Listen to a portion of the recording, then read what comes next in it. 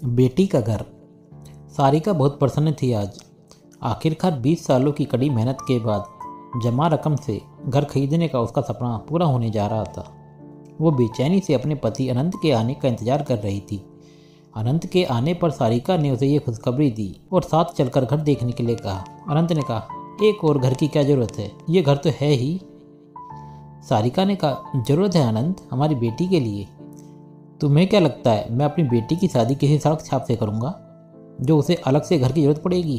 अनंत ने कहा। सारिका बोली, नहीं अनंत, मैं बस ये चाहती हूँ कि इस दुनिया में एक जगह ऐसी हो जिस पर सिर्फ मेरी बेटी का हक हो, जहाँ से उसे कोई भी किसी भी वजह से निकाल ना सके। अनंत ने हैरान होते हुए कहा, क्या मतलब? सारिका बीते दिनों को याद करते हुए बोली, याद है ना एक बार किसी बात पर झगड़ा होने पर तुमने मुझसे कहा था निकल जाओ मेरे घर से। रोते हुए जब मैं मायके पहुंची तो माँ बाप भैया भाभी ने साफ शब्दों में कह दिया, अब तुम्हारे पति का घर ही तुम्हारा घर है, यहाँ तुम बस मेहमान हो। तुम थोड़ी ही देर में मुझे मनाने आ गए थे, लेकिन उसी वक्त मैंने तय कर लिया था कि मैं अपनी बेटी को इन शब्दों का सामना नहीं करने दूंगी। उसके पास मायके और ससुराल के अलावा उसका एक घर भी होगा। अनंत सारिका की बातें सुनकर खुद पर लज्जित हो रहा था। उसने कहा, लेकिन अगर भविष्य में हमारे बेटे ने विरोध किया, जायदाद के लिए अपनी बहन को परेशान किया तो?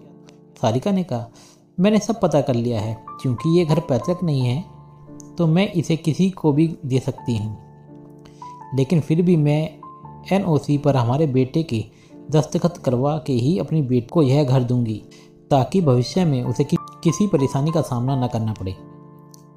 बेटे के लिए तो तुम्हारा ये घर है ही, मुझे यकीन है इसके बाद उसे कोई आपत्ति नहीं होगी।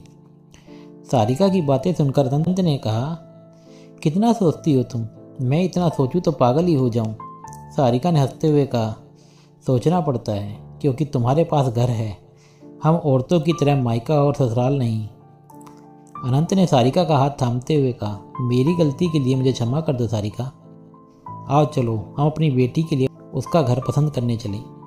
नए घर में कदम रखते हुए सारिका की आंखों में संतुष्टि के भाव थे और अनंत की आंखों में अपनी पत्नी के लिए गर्व झलक रहा था।